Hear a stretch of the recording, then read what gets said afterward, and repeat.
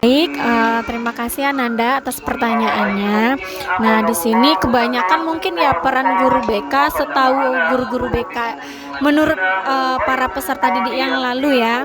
Nah, jadi terkadang guru BK itu hanya untuk anak yang bermasalah saja. Nah, sebenarnya tidak. Nah, baik mungkin terkadang ada persepsi anak yang berkasus itu masuk BK.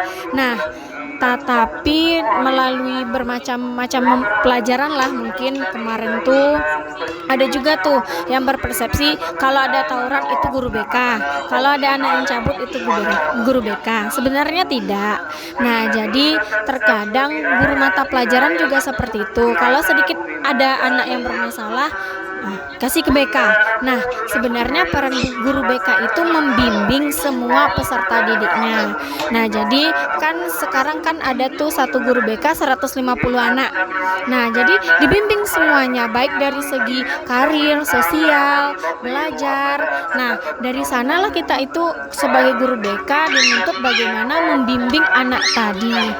Nah, membimbingnya tidak hanya untuk dari segi belajar, karir juga, gimana karirnya ke depan, gimana nanti sekolahnya, apa sekolah lanjut. Mungkin pertanyaan selanjutnya tuh yang seperti kita ketahui bahwa seharusnya guru BK tuh memiliki ruangannya sendiri. Nah, ada beberapa sekolah tuh yang ruangan BK dan ruangan guru itu dicampur. Nah, tanggapan Ibu mengenai hal tersebut tuh gimana? Baik, sebenarnya kalau ruang guru dan ruang BK itu bergabung, nah otomatis azas kerahasiaan anak ini tidak ada. Nah, sebaiknya setiap sekolah itu ada ruangan BK, walaupun kecil nggak apa-apa. Yang penting nanti bisa kita mengadakan konseling kelompok, konseling individual. Nah, kalau bergabung otomatis anak ini akan minder nanti masuk ke dalam ruang guru. Apalagi semua guru ada di sana. Nah, jadi kita susah juga untuk memecahkan permasalahan anak ini. Nah, mungkin kalau untuk dapat ya, setidaknya ada ruang BK sedikit gitu. Nah, itu kan kayak menjaga kerahasiaan, Ibu. Ada beberapa tempat yang saya ketahui ada mendengar kabar kayak jangankan guru BK untuk menjaga kerahasiaan, kadang ada guru BK yang kayak menceritakan permasalahan anak ini ke guru yang lain gitu. Kan itu kan merupakan kerahasiaan. Nah, bagaimana sih Ibu menanggapi hal tersebut? Baik, nah sebenarnya itu terlalu banyak gitu. Misalnya kan ada tuh anak yang bermasalah, saya malas surat ke BK lah, nanti disampaikan sama guru ini. Nah, sebenarnya tergantung bagaimana guru itu. Nah, sebenarnya dalam BK itu nanti kita di azas kerahasiaan itu, kita ada nanti berbicara gimana, boleh nggak Ibu kasih tahu seandainya memang butuh gitu. Jadi kita buat dulu perjanjian sebelum kita mulai untuk konselingnya. Nah, nanti seandainya kalau nggak usah lah Bu, kalau memang perlu kali mungkin karena masalah keluarga. Nah, perlu kali mungkin. Nah, jadi begitu terkadang saat kita konseling individual itu anak itu jadi takut mungkin nanti dibilang. Nah, kita ambil dulu posisi positifnya, kita ceritakan seandainya kita nggak kasih tahu ke orang. Nah, gimana nanti? Nah, tapi kasih taunya nanti ada juga selah-selahnya gitu, nggak sampai semua kita ungkapkan. Nah, itu tergantung lagi kepada gurunya kembali. Nah, contoh misalnya ada permasalahan anak yang sering cabut. Kalau permasalahan yang agak sensitif itu kalau dapat kita jaga kerahasiaan. Seperti Ibu bilang tadi, kayak guru BK tuh salah satu perannya tuh untuk memberikan bimbingan kepada salah satu murid yang kayak bermasalah.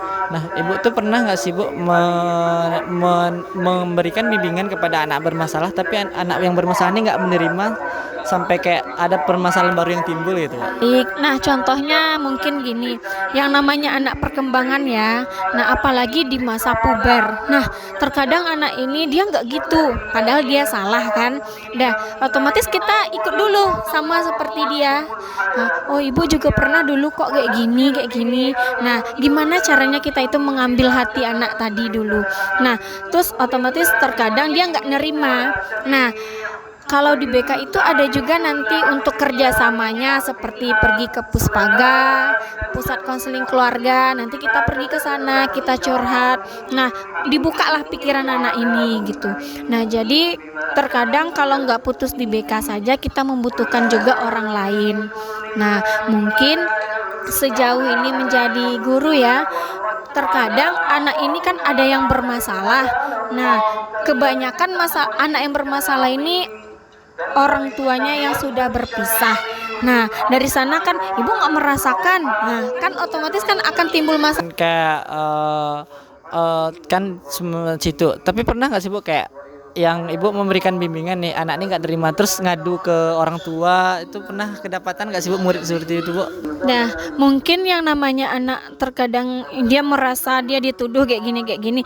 Nah, sejauh ini selama jadi guru BK tidak ada. Cuman mungkin ada yang tidak terima anaknya seperti ini. Misalnya, anak saya di rumah baik kok Bu, anak saya di rumah nggak kayak gini kok Bu. Nah, coba ibu tanya sama anak ibu, kita panggil, kita buktikan. Tadi merokok sayang, jujur sama mamanya.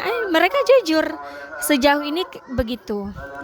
Terus kan beberapa orang kita guru BK tuh boleh nggak sih Bu sebenarnya untuk memberikan kayak sanksi atau kayak hukuman kepada murid yang bermasalah Bu? Sekarang kalau untuk memberi hukuman sanksi mungkin agak ada itunya ya, pasal-pasalnya jadi kurang itu. Jadi kami itu memberikan pengarahan. Nah, seandainya kalau kayak gini kalian gimana nanti sanksinya? Mungkin kami itu kalau di BK yang adanya ada surat perjanjian pakai materai dengan orang tua, mungkin seperti itu saja. Tapi kalau untuk soal sanksi kami berikan juga nanti ke wakil kesiswaan. Nah, gimana caranya lagi? Nah, sementara kalau kami di BK, kami berusaha untuk anak ini tidak terpanggil orang tuanya. Kalau dapat kita selesaikan saja di BK, dah aman, begitu. Nah, yang saya ketahui sejauh ini kan peran guru segitu banyaknya Bu. Kan ada isu yang menyebutkan bahwa setiap tahun tuh yang minat untuk jadi guru BK itu semakin berkurang gitu Bu. Nah, kalau Ibu untuk menanggapi masalah itu gimana ya Bu ya?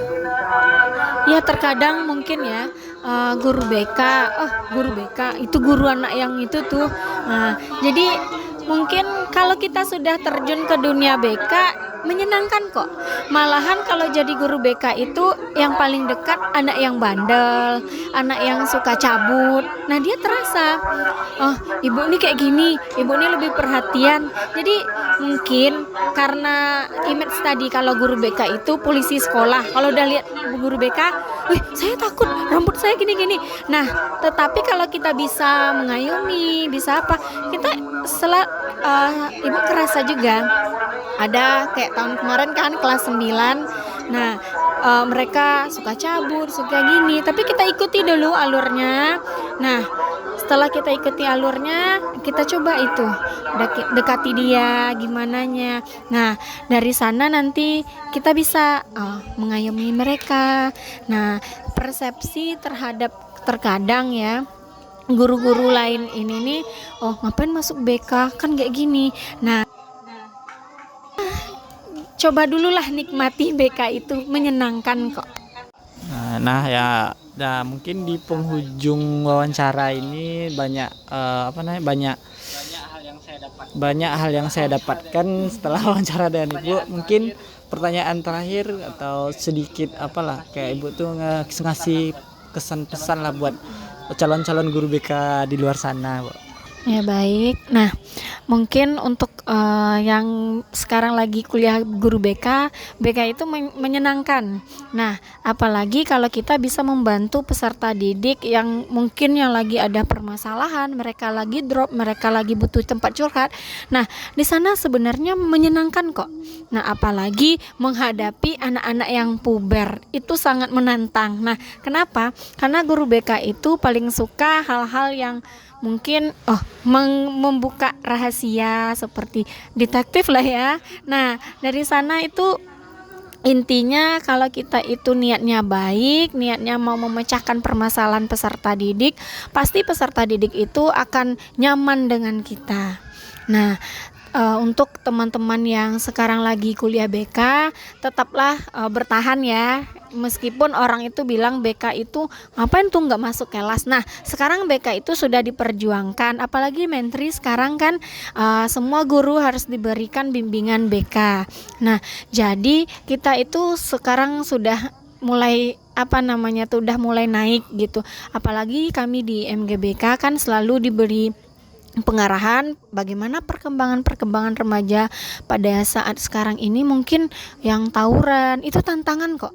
Nah, jadi tantangan itu yang akan kita itu sama-sama lah gitu.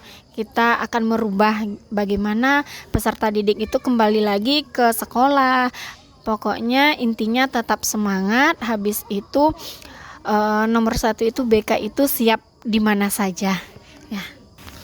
Baik, terima kasih ya Bu atas waktu yang telah diberikan untuk wawancaranya. Banyak ilmu yang bermanfaat yang saya dapatkan.